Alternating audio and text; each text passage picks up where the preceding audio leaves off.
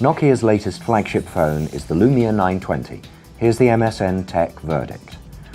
This phone is so stuffed with features that it's pretty big, and it's heavier than most of its rivals. This is certainly a handsome phone. It's very well built, with smooth joins between the glass screen and the polycarbonate body. This one, as you can see, is black, but you can also choose it in grey, white, or if you want to make more of a statement, gloss red or bright yellow. It's quite heavy, 52 grams heavier than the Samsung Galaxy S3, and the Galaxy has a 4.8-inch screen, and this is 4.5. It's quite a thick phone too, though the curved edges mean that it feels good in the hand. It has a great screen that's even higher resolution than the iPhone's Retina display, and this is what Nokia calls a clear black display, which gives extra vibrancy and colour. This is one of the first phones to use the Windows Phone 8 software with its ribbon of dynamic tiles, which gleam especially brightly here.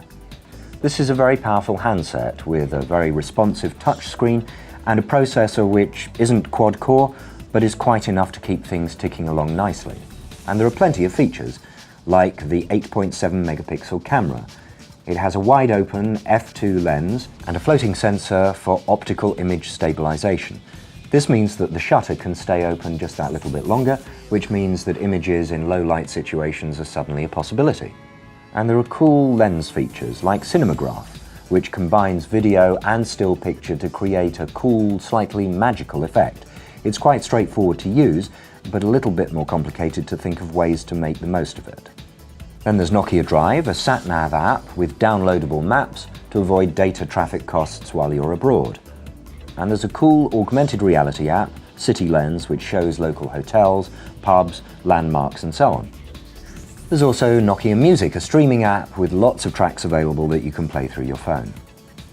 And one more great thing is you can use the screen with your gloves on, which is always useful in a British winter.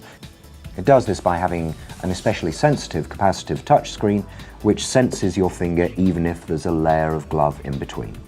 And there's wireless charging. You just plonk it onto a suitable charging unit with no cables involved. This is a handsome, powerful phone that has a lot going for it.